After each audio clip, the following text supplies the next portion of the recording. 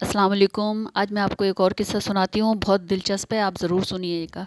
तो चलिए शुरू करते हैं। एक बीएमडब्ल्यू कार के दरवाजे पर एक डेंट था। उसके मालिक ने डेंट वाला दरवाज़ा कभी भी मुरम्मत नहीं करवाया। कोई पूछता तो यही कहता कि ज़िंदगी की दौड़ में इतना तेज़ नहीं चलना चाहिए कि किसी को ईंट मारकर गाड़ी को रोकना पड़े। सुनने वाला इसकी आंखों में नमी देखकर कदरे हैरत करता, फिर समझते ना समझते हुए सर हिला देता। एक नौजवान बिजनेस मैनेजर अपनी बीएमडब्ल्यू में दफ्तर से घर जाते हुए एक पसमानदा इलाके से गुजरा, जो मज़ाफ़ात में ही वाक़या था, कि अचानक इसने एक छोटे से बच्चे को भागकर सड़क की तरफ आते देखा। तो गाड़ी आहिस्ता कर दी, मगर फिर भी इसने बच्चे को कोई चीज़ उछालते हुए देखा। ठक की आवाज़ के साथ एक ईंट इसकी नई कार के दरवाजे पर लगी। इसने फ़ौरन ब्रेक लगाई और गाड़ी से बाहर निकल आया। दरवाज़ा देखा, जिस पर काफ़ी बड़ा डेंट पड़ चुका था। इसके गुस्से से उबलते हुए भागकर ईंट मारने वाले बच्चे को पकड़ा और ज़ोर से झंझोड़ा। अंधे हो गए हो, पागल की औलाद, तुम्हारा बाप इसके पैसे भरेगा। वो ज़ोर से दहाड़ा।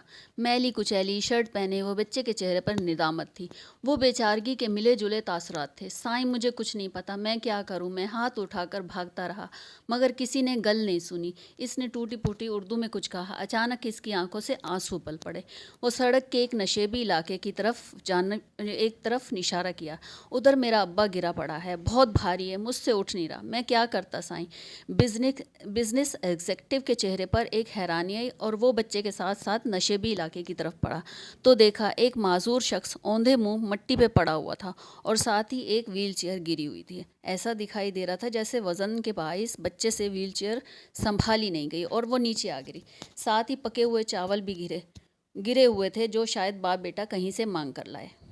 साईं, मेहरबानी करो, मेरे अब्बा को उठाकर कुर्सी पर बिठा दो। नौजवान एग्जेक्टिव के गले में जैसे फंदा सा लग गया। उसे मामला समझ में आ गया। वो अपने गुस्से पर निदामत महसूस हो रही थी।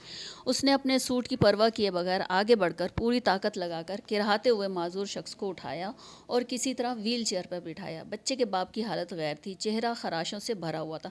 वो भागकर अपनी गाड़ी की तरफ गया, बटुए में से 10,000 निकाले और कपकपाते हाथों से माजूर की जेब में डाल दिए।